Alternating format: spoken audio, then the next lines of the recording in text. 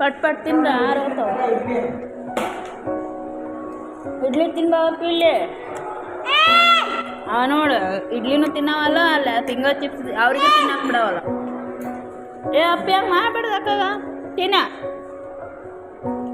ಅಯ್ಯ ಒಗಿತಾರನ ತಗೊಂಡು ಹಿಂಗೆ ಹಚ್ಕೊಂಡು ತಿನ್ಬೇಕು. ಸಾಸ್ ಹಚ್ಕೊಂಡು ಪಟ್ ಪಟ್ಟು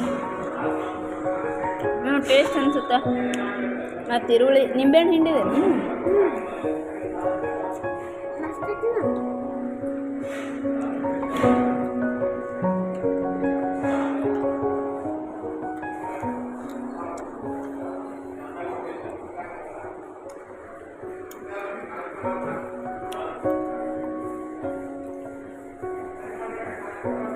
ಇವ್ನಿಗೆ ಇಡ್ಲಿ ತಿನ್ನಿಸ್ಬೇಕಂತ ತರ್ತೀರಿ, ಇಡ್ಲಿನ ತಿನ್ನಲಿಲ್ಲ ಈಗ.